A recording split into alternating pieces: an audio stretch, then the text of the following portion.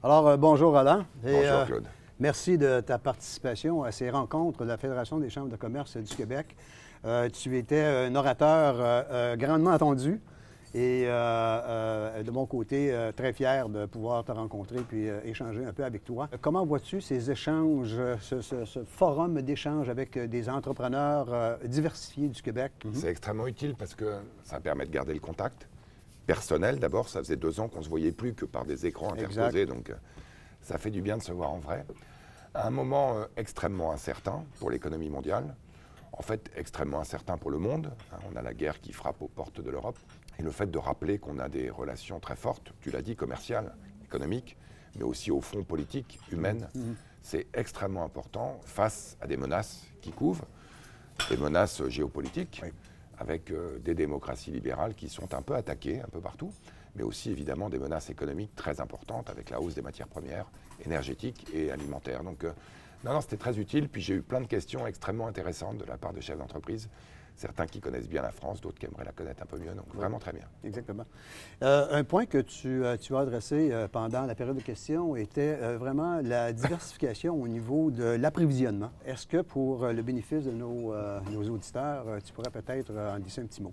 Oui, ben, on a découvert pendant la pandémie qu'avoir des masques qui viennent d'un seul endroit du monde, le seul endroit du monde, la Chine étant à l'époque confinée, ça peut être une mauvaise idée. Évidemment, on découvre avec horreur qu'à l'occasion de la crise en Ukraine et en Russie, on a 20% de l'approvisionnement mondial d'un certain nombre de céréales critiques qui vient de ces pays-là, et notamment en Afrique du Nord. Et donc, on sait aussi que, par exemple, pour nos téléphones cellulaires, qu'on aime tous, parfois un peu trop, il faut des terres rares qui aujourd'hui sont essentiellement produites en Chine. Donc on a un vrai défi de diversification des approvisionnements. On a en Europe et en France travaillé ce qu'on appelle un plan de résilience qui vise à identifier les matériaux critiques de manière à mieux diversifier les chaînes d'approvisionnement et ou d'avoir des inventaires, des stocks qui permettent de faire face à d'éventuels chocs. Tu te souviens de la remarque de Bill Clinton, It's the economy, stupid. Laissons l'économie faire et tout le reste suivra. Ben, la réalité, c'est que c'est un peu plus compliqué. C'est plus compliqué ça et qu'à côté de It's the economy, il y a aussi politics. Exact. S'il y avait un conseil particulier que tu voudrais donner aux entrepreneurs québécois qui ont l'intention de diversifier leur marché et de se diriger vers l'Europe, vers la France, et ainsi de suite, quel serait le meilleur conseil? Ben, d'abord que la France est une belle tête de pont pour entrer en Europe. De la même manière que le Québec est une excellente tête de pont pour les entreprises françaises, elles sont nombreuses ici, pour venir au Canada et au-delà en Amérique du Nord. Donc venez en France. Vous avez une excellente déléguée générale à Paris, Michel Boisvert. Faites-vous aussi accompagner par des aviseurs de qualité, notamment pour bien identifier les enjeux particuliers, réglementaires, les enjeux de timing. Souvent, on dit timing is everything, le calendrier.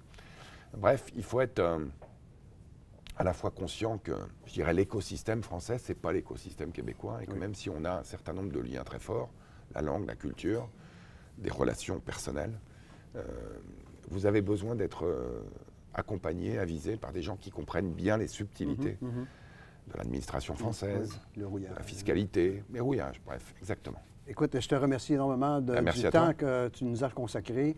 J'en profite également pour te souhaiter le meilleur des succès dans ton futur. Donc, peu importe quelle direction il prendra, mais je suis convaincu que tu vas en tirer le meilleur. Ben, écoute, c'est très gentil. Merci à toi. C'est un plaisir de te revoir bientôt.